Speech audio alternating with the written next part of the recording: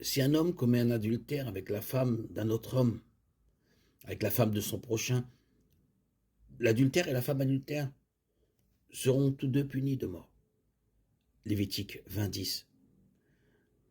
Il est important de noter que la punition était la même pour les deux parties impliquées. Il n'y avait pas de double standard qui autorisait les infidélités d'un homme.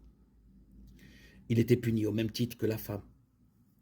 Cette loi et d'autres concernant l'immoralité sexuelle dans Lévitique 20 sont liées à la nécessité de la séparation morale complète d'Israël des autres nations.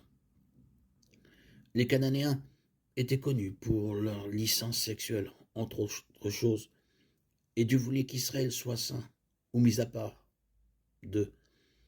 Encore une fois, cette loi a été donnée à Israël dans le cadre de l'alliance mosaïque. L'Église n'est pas Israël et nous ne vivons pas sous l'ancienne alliance.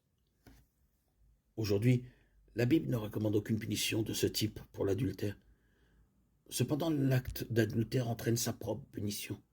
Le péché sexuel est une offense commise contre son propre corps. 1 Corinthiens 6:18 met en garde contre toutes les conséquences de l'adultère. La perte d'honneur et de force, la réputation ruinée, la servitude et la mort, l'autodestruction, ce qui découle à la vengeance d'un mari jaloux. Proverbe 6:32. Proverbe 5:22-23. Un homme peut-il mettre du feu dans son sein sans que ses vêtements brûlent? Un homme peut-il marcher sur des charbons ardents sans que ses pieds se brûlent? Tel est celui qui couche avec la femme d'un autre. Quiconque la touche ne restera pas impuni. Proverbe 6, 27-29.